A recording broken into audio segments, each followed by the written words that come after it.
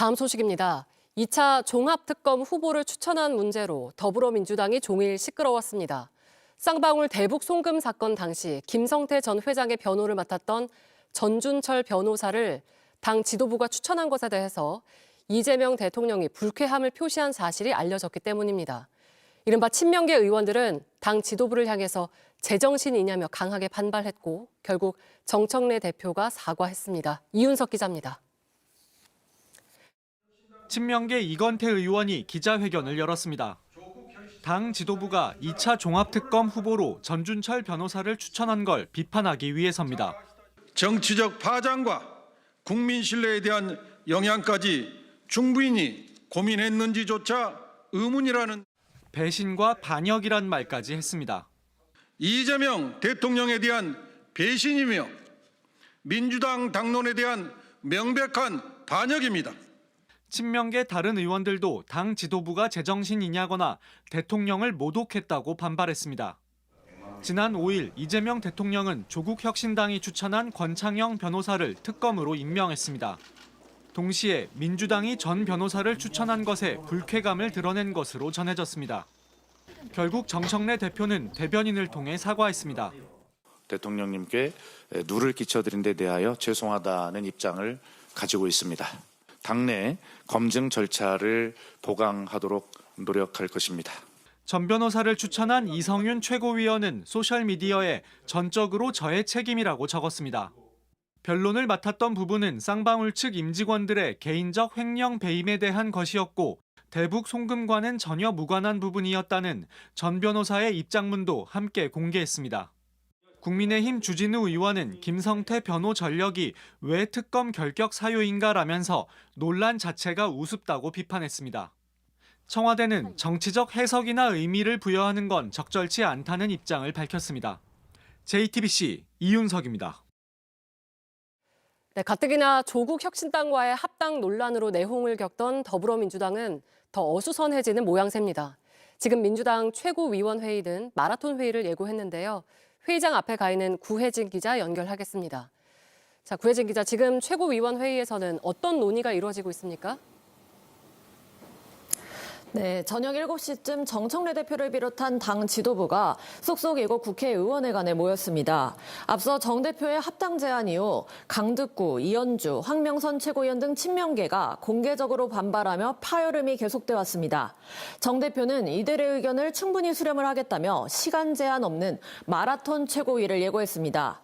하지만 합당 문제는 물론이고 오늘 특검 추천 갈등도 불거지면서 긴장감은 더 높아진 상황입니다. 네, 조국 혁신당도 합당에 대한 입장을 냈다고요? 네, 조국혁신당은 오늘 13일까지 민주당의 입장을 정리하라고 최후 통첩을 보내왔습니다. 민주당 내에서 합당을 둘러싼 갈등이 격화되면서 조국 대표와 혁신당에까지 불똥이 튀고 있다는 겁니다. 조국 대표의 말 직접 들어보겠습니다. 어떠한 미략도 없었습니다.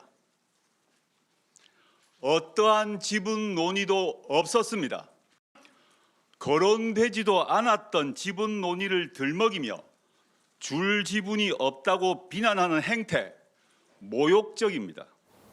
네, 그러면 13일까지 민주당 안에서 정리할 수가 있겠습니까? 민주당은 일단 오는 10일 의원총회를 거친 뒤 최대한 빨리 입장을 정리하겠다고 밝혔습니다.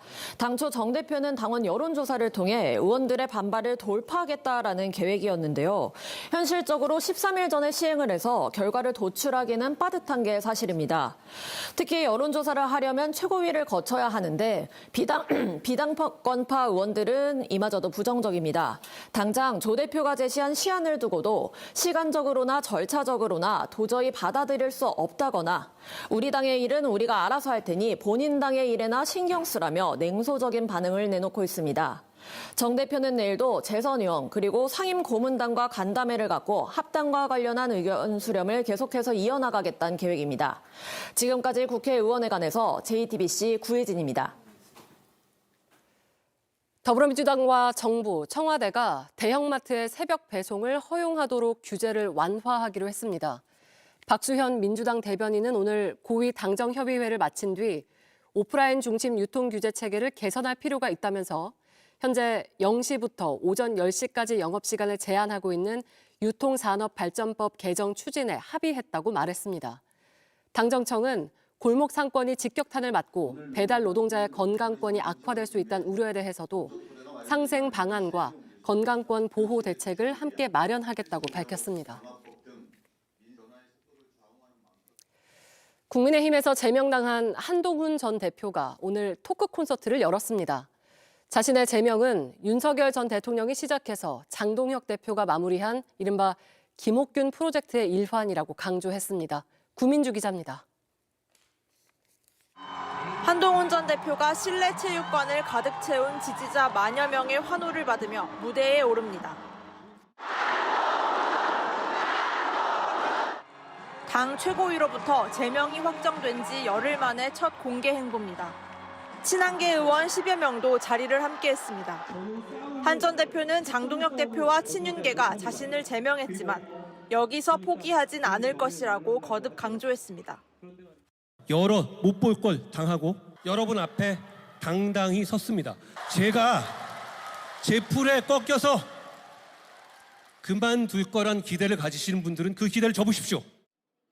극단적 유튜버가 윤석열 전 대통령에 이어 국민의힘 지도부까지 좌우하고 있다며 최근 입당한 고성국 씨를 겨냥하기도 했습니다.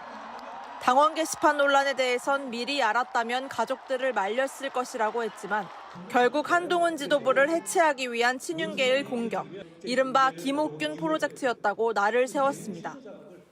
조작이 드러나니까 이제는 장동혁 대표가 직접 나서서 허위 뇌피셜을 떠들어댑니다. 결국 윤석열 대통령이 시작한 김옥균 프로젝트를 장동혁 대표가 마무리한 것입니다. 지방선거를 4개월 앞두고 출마 계획을 밝힐지 관심이 쏠렸지만 구체적인 언급은 하지 않았습니다. JTBC 구민주입니다. 용산 대통령실의 컴퓨터를 초기화하라고 지시해서 계엄 증거를 인멸한 혐의를 받는 정진석 전 비서실장이 경찰 특수본에서 조사를 받고 있습니다. 계엄 자료를 폐기했다는 의혹을 본격적으로 들여다보고 있습니다. 이자연 기자입니다. 경찰청 특별수사본부는 오늘 정진석 전 대통령 비서실장을 피의자 신분으로 소환했습니다. 정 전 실장은 윤 전 대통령 탄핵 심판이 진행 중이던 지난해 2월부터 대통령실 컴퓨터 파기 계획을 세우고 파면 직후 자료 삭제를 지시하는 등 계엄 관련 증거를 인멸하려 했다는 의혹을 받습니다. 대통령실 공용 컴퓨터 1000여 대를 초기화하도록 지시했다는 내용입니다. 이재명 대통령은 취임 직후 용산 대통령실을 두고 무덤 같다고 표현한 바 있습니다. 꼭 무덤 같습니다. 아무도 없어요. 컴퓨터도 없고 프린터도 없고 황당무계합니다. 통상 정권이 교체될 때는 인수인계를 위해 이전 정부 대통령실에서 일부 인원을 각 비서관실에 남겨두는 게 관례지만 지난해 대선 하루 전날 대통령실 공무원들은 정 전 실장 지시로 파견 업무를 마치고 돌아간 것으로 전해집니다. 그 과정에서 문서나 자료 등을 파기하고 컴퓨터도 초기화했던 겁니다. 정 전 실장은 지난해 내란 특검의 참고인 신분으로 출석해 조사를 받은 바 있습니다.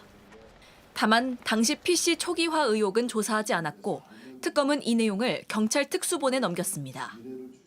경찰은 지난 3일엔 정 전 실장과 함께 증거인멸 혐의를 받는 윤재순 전 대통령실 총무비서관도 불러 조사했습니다.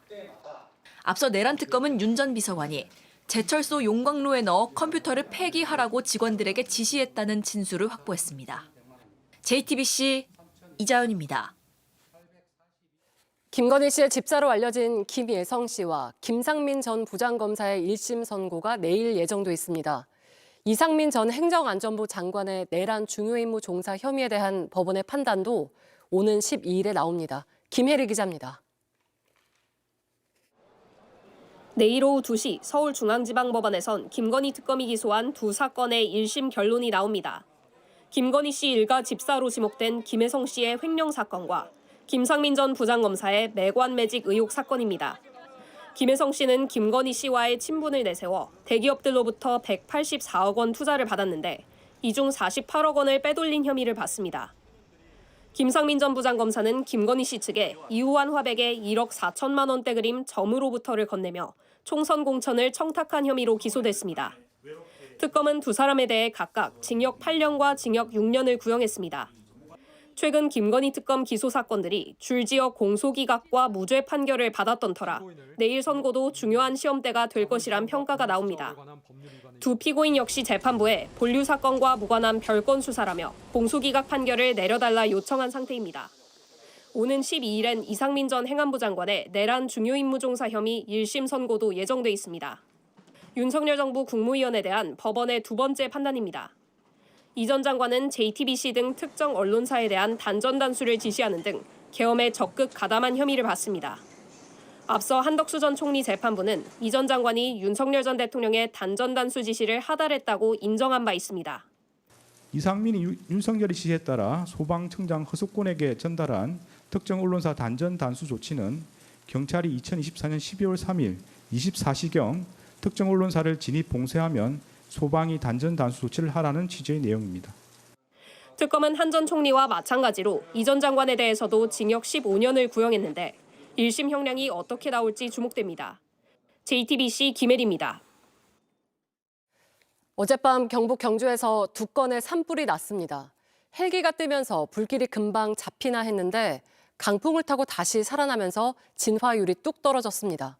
국가 소방동원령까지 발령됐고 조금 전 간신히 주불을 껐습니다. 정영재 기자입니다. 불구덩이 속에서 쌓인 낙엽을 걷어냅니다. 불길은 산 능선을 따라 길게 이어집니다. 와, 끝까지 다 보는데. 어젯밤 9시 30분쯤 경북 경주 양남면과 문무대왕면에서 10분 간격으로 산불이 났습니다. 강한 바람이 불었고 산세가 험악해 접근이 어려웠습니다. 차가 좀 휘청거리면서 좀 바람이 좀 많이 매우 좀 심하게 불어서 차에 막 모래가 막 튀고 이랬어요. 해가 뜨고 헬기 45대가 투입돼 양남면 쪽 불은 모두 껐습니다. 하지만 문무대왕면 쪽 불은 돌풍이 불면서 60%였던 진화율이 25%로 뚝 떨어졌습니다. 국가소방동원령도 발령됐습니다. 지상에서는 한 6, 7m 정도 나왔었는데 공중에 헬기 기장님들이 판단하는 공중 바람 속도는 10m/s 이상으로 좀 강풍이 좀 불었었습니다. 오후부터 바람이 잦아들면서 20시간 만에 주불을 잡았습니다. 축구장 75개 크기 산이 탔습니다. 산림당국은 송전탑 부근에서 불이 시작됐다는 주민 진술을 확보해 화재 원인을 조사할 계획입니다. 활주로가 하얀 눈으로 뒤덮였습니다. 제설차가 오가며 눈을 치워냅니다. 오늘 제주공항의 폭설과 강풍으로 오전 11시까지 활주로 운영이 중단됐습니다. 국내선 항공기 164편이 결항됐고 국제선 5편이 회항했습니다. 12시 비행기로 새로 잡았었는데 그것도 지금 취소가 되고 내일 해외를 가는데 해외 일정도 좀 더 미뤄지고 대체 항공기 10편이 추가 투입돼 발이 묶인 승객 2천여 명을 옮기고 있습니다. JTBC 변영재입니다. 빗썸이 비트코인을 잘못 지급한 사태로 암호화폐 관리 문제가 도마 위에 올랐습니다. 존재하지 않는 유령 코인이 얼마든 거래될 수 있는 구조적인 문제점이 드러난 건데 금융당국은 긴급 대응반을 만들고 점검에 나서기로 했습니다. 박상욱 기자입니다. 이용자 249명에게 62만 원을 지급하려다 빗썸이 잘못 지급한 비트코인은 62만 개. 이 중 120여 개는 여전히 회수되지 못했습니다. 문제는 이 비트코인이 실존하지 않는 유령 코인이라는 겁니다. 지난해 공시 기준 빗썸이 보유한 비트코인은 4만 2천 개뿐. 실제 보유량보다 훨씬 많은 비트코인이 가입자들에게 보내질 수 있었던 건 이것이 진짜 비트코인이 아니라 회사 장부에만 적힌 숫자였기 때문입니다. 빗썸을 비롯한 다수의 암호화폐 거래소들은 거래를 매번 블록체인에 기록하지 않고 자체적인 전산 시스템에 숫자를 기록해 운영합니다. 거래소의 실제 보유량에 미치지 못하더라도 내부 전산상으론 얼마든 지급될 수 있는 겁니다. 2018년 삼성증권 사태와 비슷합니다. 담당 직원이 배당금을 지급하는 과정에서 1,000원이 아닌 1,000주를 입력하면서 존재하지 않는 유령 주식 28억 주가 보내진 겁니다. 심각한 오류를 걸러내지 못한 시스템에 대한 비판과 우려가 이어지자 금융당국은 대응에 나섰습니다. 금융위는 어제 빗썸 대표를 불러 긴급 점검 회의를 열고 금융감독원과 금융정보분석원, 디지털 자산거래소 공동협의체와 함께 후속 조치를 위한 긴급 대응반을 꾸리기로 했습니다. 대응반은 사고가 발생한 빗썸에 대한 가상자산의 보유 운영 현황과 내부 통제 시스템을 점검하고 이어 다른 거래소에 대한 점검에 나설 방침입니다. JTBC 박상욱입니다. 공정거래위원회가 DB그룹의 김준기 회장을 검찰에 고발하기로 했습니다. 동국 사회복지재단과 재단 산하 회사 15곳을 총수 일가의 지배력을 유지하는 데 활용했으면서도 오랜 기간 그룹 소속에서 누락해온 사실이 드러난 겁니다. 또 이러한 위법 계열사 문제가 공정위에 적발되는 걸 우려해서 이를 은폐하란 지시를 내린 정황도 포착됐습니다. 공정위는 DB그룹이 재단과 재단 회사를 숨겨서 각종 규제를 피했다고 판단했습니다. 공항에 있어야 할 외국인 환승객들이 서울 한복판에 나타났습니다. 쇼핑도 하고 한식 요리도 배우고 서너 시간 동안 환승 투어를 하는 건데요. 김민 기자가 함께 가봤습니다. 외국인들이 제육김밥을 싸는데 열심입니다. When I was doing it at home by myself, it was hard. I cannot roll it completely. It will not stick. But with the way she showed us, it was a success and I was having a great time. 서울 여의도의 백화점에서 전문 강사가 진행하는 요리 클래스인데 이 외국인들은 우리나라 공항을 거쳐가는 환승객들입니다. 인천국제공항공사와 현대백화점 등이 마련한 K컬처 환승 투어입니다. 쇼핑만 할 수 있는 공간이 아니고 이렇게 K푸드를 만들어보고 직접 먹어볼 수 있다는 점에서 좀 반응이 큰 것 같고요. 사진 찍고 같이 인스타에 올리시고 하거든요. 그래서 이렇게 즐기시는 것 같습니다. 매주 목요일부터 토요일까지 인천공항을 경유하는 환승객 가운데 선착순 40명에 한해 왕복 셔틀버스를 타고 약 3-4시간 쇼핑을 할 수 있습니다. I saw that there was a lot of pop-up shops. And we don't really get that in America, so I was really happy to be able to see that with my own eyes. I really like them. I have a bunch on my backpack. 매장들도 늘어난 외국인 손님의 반색입니다. 매출적으로도 좋고 그리고 오면서 또 다양한 상품도 팔리고 하다 보니까 내 매장에 아무래도 활기가 더 있게 되는 것 같아요. 한 달에 약 500명가량 이용할 수 있는 K컬처 환승 투어는 앞으로 K뷰티와 K패션을 앞세운 맞춤형 프로그램을 추가해 운영할 예정입니다. JTBC 김민입니다. 네, 일본에선 다카이치 정권의 연장은 물론 국정 장악 여부를 가늠할 중의원 총선이 치러지고 있습니다. 도쿄 연결하겠습니다. 자, 정원석 특파원, 투표는 일단 끝난 거죠? 출구조사 결과 나왔습니까? 네, 조금 전 오늘 저녁 8시로 중의원 투표는 종료됐습니다. 투표 종료 시점에 맞춰 출구조사 결과가 나왔는데요. 다카이치 총리의 자민당이 단독으로 최소 274석에서 최대 328석까지 얻을 것으로 예측됐습니다. 연립을 맺고 있는 유신회까지 합치면 의석수는 302석에서 366석으로 늘어납니다. 반면 야당표는 현재 의석수에서 크게 줄어들 것으로 예상됐는데요. 제1야당과 제3야당이 뭉친 신당 중도개혁연합은 원래 의석수 167석보다 대폭 줄어든 37석에서 91석에 그칠 것으로 예상됐습니다. 네, 이 정도면 자민당의 압승이라고 봐야 하는 거죠?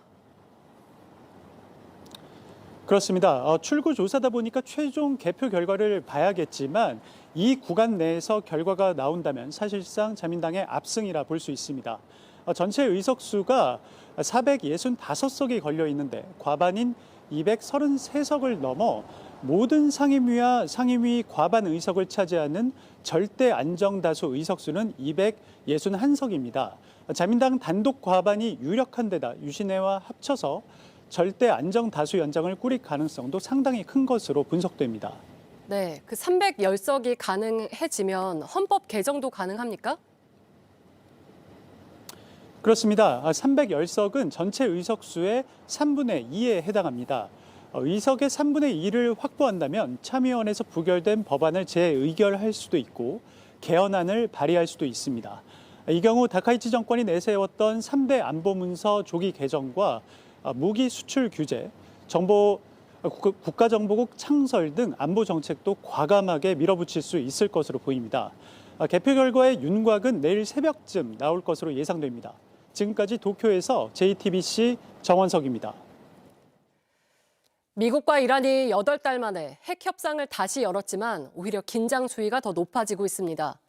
트럼프 대통령은 군복 입은 미군 사령관까지 협상장에 등장시키면서 특유의 압박 전략을 밀어붙였는데 이란이 미국 측이 내건 조건에 불만을 드러내면서 앞으로의 협상 전망에 먹구름을 들이우고 있습니다. 워싱턴 정강은 특파원입니다. 현지 시간 6일 오만에서 열린 핵협상 직후 트럼프 대통령은 합의를 원하는 쪽은 이란이라며 공을 떠넘겼습니다. We likewise had very good talks on Iran. Iran looks like it wants to make a deal very badly. We have to...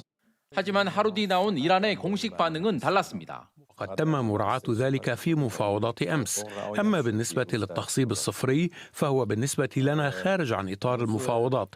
우라늄 농축 중단을 요구하는 미국을 향해 핵 기술 자체를 포기할 순 없다는 입장을 고수하며 불만을 나타낸 겁니다. 양측의 입장 차이가 좁혀지지 않는 가운데 트럼프 대통령은 이란과 거래하는 국가에 추가 관세를 부과하겠다며 압박 강도를 높였습니다. 특히 이번 협상장에는 군복 차림의 브래드 쿠퍼 미 중부 사령관이 동석했고 회담 다음 날엔 트럼프의 사위 제러드 쿠슈너와 스티브 위코프 중동 특사가 미 항공모함 전단을 직접 찾았습니다. 이란에 대한 암묵적인 무력 시위이자 양보 압박으로 해석됩니다. And they want to make a deal. Iran, as they should want to make a deal. They know the consequences if they don't. 외교적 해법을 강조하면서도 군사 압박 카드를 거두지 않는 트럼프식 전략에 중동 지역의 긴장감은 더 팽팽해지고 있습니다. 실제 영국은 중동 전초기지인 키프로스에 F-35 전투기를 전진 배치하며 만일의 사태에 대비한 공중 전력 보강에 나섰습니다. 미국과 이란은 이번 주 초 다시 만나기로 했지만 핵 농축과 미사일 문제에서 접점을 찾지 못할 경우 무력 충돌 가능성도 배제할 수 없을 거란 관측이 나오고 있습니다. 워싱턴에서 JTBC 정강현입니다. 이진숙 전 방송통신위원장이 오늘 오후 광주를 찾아 보수 성향 단체 강연에 참석했습니다.